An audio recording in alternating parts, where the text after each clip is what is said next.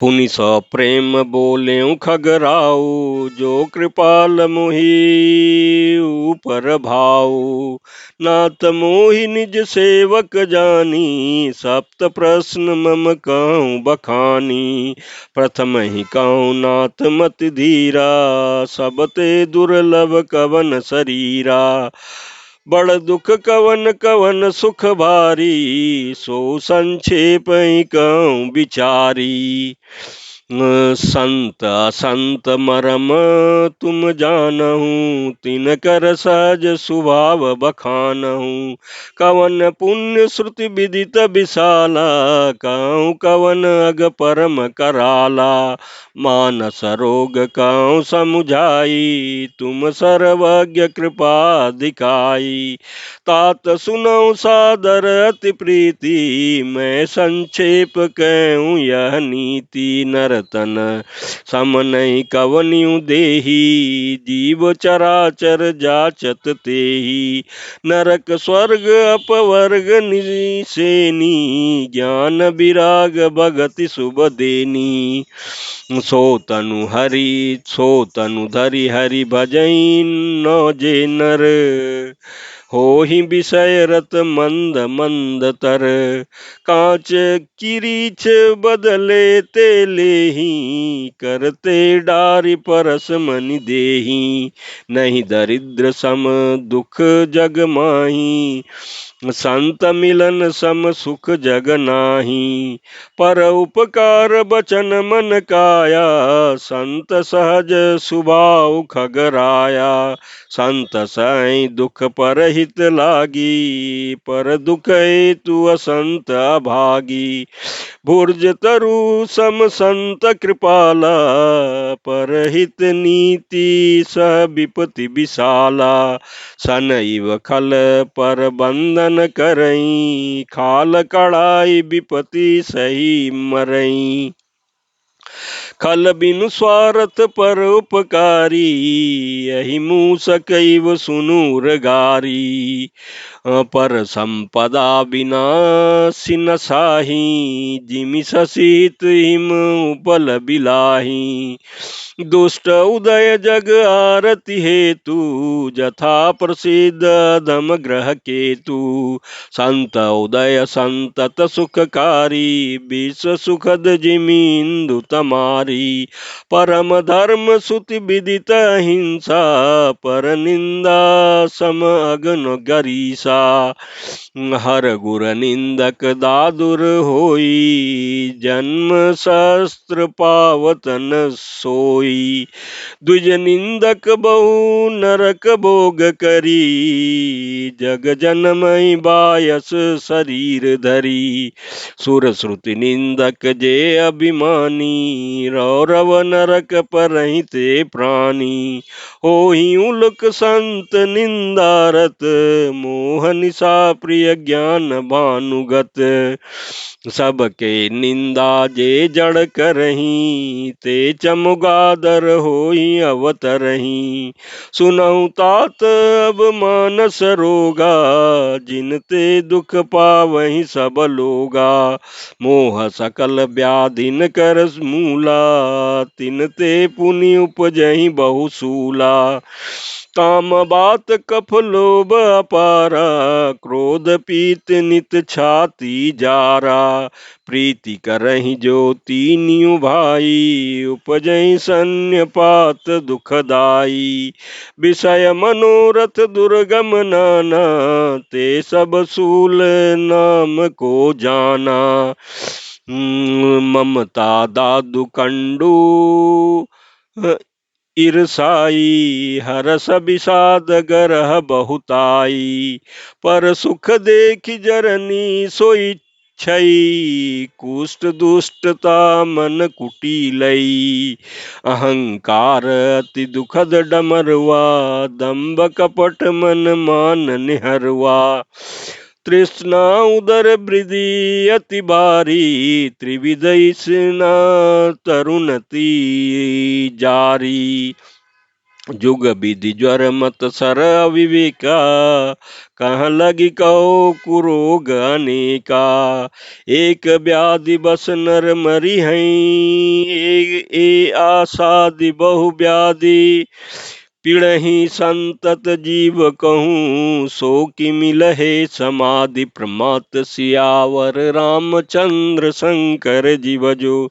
उत्तरकांड दोहा 121 को।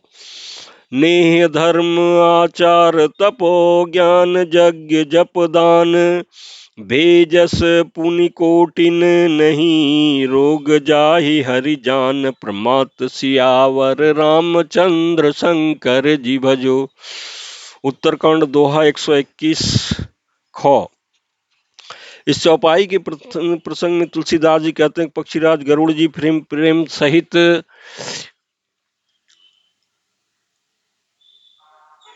सहित बोले, हे कृपालु, यदि मुझ पर आपका प्रेम है तो हे नाथ मुझे अपना सेवक जानकर मेरे 7 प्रश्नों के उत्तर बखान कर कहिए। हे नाथ, हे दुर्बुद्धि, पहले तो यह बताइए कि इसमें सबसे दुर्लभ कौन सा शरीर है, फिर सबसे बड़ा दुख कौन है और सबसे बड़ा सुख कौन है। फिर यह भी विचार कर संक्षेप में कहिए। संत और असंत का मर्म भेद आप जानते हैं, उसके सहज स्वभाव का वर्णन कीजिए। फिर कहिए कि श्रुतियों में प्रसिद्ध सबसे महान पुण्य कौन सा है और सबसे महान भयंकर पाप कौन सा है। फिर मानस रोगों को समझाकर कहिए, आप सर्वज्ञ और मुझ पर आपकी कृपा भी बहुत है। काकभूषुंडी जी ने कहा, हे तात, अत्यंत आदर और प्रेम के साथ सुनिए, मैं ये 3 नीति संक्षेप में कहता हूँ। मनुष्य शरीर के समान कोई शरीर नहीं है। चर अचर सभी जीव उसकी याचना करते हैं। वह मनुष्य शरीर नरक, स्वर्ग और मोक्ष की सीढ़ी तथा कल्याणकारी ज्ञान, वैराग्य और भक्ति को देने वाला है। ऐसे मनुष्य शरीर को धारण प्राप्त करके भी जो लोग प्रभु श्री हरि का भजन नहीं करते और नीच से भी नीच विषयों में अनुरक्त रहते हैं, वे पारस मणि को हाथ से फेंक देते और बदले में कांच के टुकड़े ले लेते हैं। जगत में दरिद्रता के समान दुख नहीं है, संतों के मिलन के समान जगत में सुख नहीं है। और हे पक्षीराज जी, मन वचन और शरीर से परोपकार करना यह संतों का सहज स्वभाव है। संत दूसरे की भलाई के लिए दुख सहते हैं और अभागे असंत दूसरों का दुख पहुंचाने के लिए कृपालु संत भोज के वृक्ष के समान दूसरों के हित के लिए भारी विपत्ति सहते हैं, अपनी खाल तक उधड़वा लेते हैं। फिर दुष्ट लोग सन की भांति दूसरों को बांधते हैं और उन्हें बांधने के लिए अपनी खाल खिंचवाकर विपत्ति सहकर मर जाते हैं। हे सर्पों के शत्रु गरुड़ जी, सुनिए, दुष्ट बिना किसी स्वार्थ के सांप और चूहे के समान अकारण ही दूसरों का अपकार करते हैं। वे पराई संपत्ति का नाश करके स्वयं ही नष्ट हो जाते हैं, जैसे खेती का नाश करके ओले नष्ट हो जाते हैं। दुष्ट का अभ्युदय उन्नति प्रसिद्ध अधम ग्रह केतु के उदय की भांति जगत के दुख के लिए ही होता है। जो संतों का अभ्युदय सदा ही सुखकर होता है, जैसे चंद्रमा और सूर्य का उदय विश्व भर के लिए सुखदायक है। वेदों में अहिंसा को परम धर्म माना है और पर निंदा के समान भारी पाप नहीं है। शंकर जी और गुरु की निंदा करने वाले मनुष्य अगले जन्म में मेढक होता है और वह 1000 जन्म तक वही मेढक का शरीर पाता है। ब्राह्मणों की निंदा करने वाला व्यक्ति बहुत से नरक भोग कर फिर जगत में कौवे का शरीर धारण करके जन्म लेता है। जो अभिमानी जीव देवताओं और वेदों की निंदा करते हैं, वे रौरव नरक में पड़ते हैं। संतों की निंदा में लगे हुए लोग उल्लू होते हैं, जैसे मुंह रूपी रात्रि प्रिय होती है और ज्ञान रूपी सूर्य जिनके लिए बीत गया अस्त हो गया रहता है। जो मूर्ख मनुष्य सबकी निंदा करते हैं, वे चमगीदड़ होकर जन्म लेते हैं। हे तात, अब मानस रोग सुनिए, जिसमें सब लोग दुख पाया जिनसे सब लोग दुख पाया करते हैं। सब रोगों की जड़ मुंह अज्ञान है। उन व्याधियों से फिर और बहुत से शूल उत्पन्न होते हैं। काम वात है, लोभ अपार है, बड़ा हुआ कफ है, और क्रोध पित्त है जो सदा छाती जलाता रहता है। यदि कहीं से तीनों भाई वात पित्त और कफ प्रीति कर ले मिल जाए तो दुखदायक सन्निपात रोग उत्पन्न होता है। कठिनता से प्राप्त पूर्ण होने वाला जो विषयों के मनोरथ हैं वे ही सब शूल कष्टदायक रोग हैं, और उनके नाम कौन जानता। अर्थात वे अपार हैं।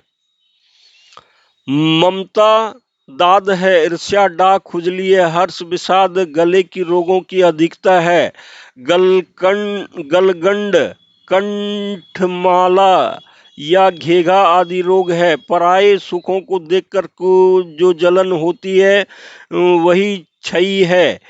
दुष्टता और मन की कुटिलता ही कोढ़ है। अहंकार अत्यंत दुख देने वाला डमरू गांठ का रोग है। दंभ कपट मद और मान नहरुआ नसों का रोग है। तृष्णा बड़ा भारी उदर वृद्धि जलोदर रोग है। तीन प्रकार पुत्र धन और मान की प्रबल इच्छाएं प्रबल तीजारी है।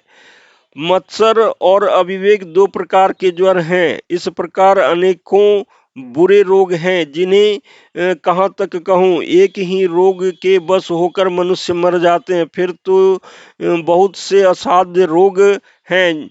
ये जीव को निरंतर कष्ट देते रहते हैं। ऐसी दशा में वह समाधि शांति को कैसे प्राप्त करे। नियम धर्म आचार उत्तम आचरण तप ज्ञान यज्ञ जप दान और भी करोड़ों औषधियां हैं, परंतु हे गरुड़ जी उनसे ये रोग नहीं जाते।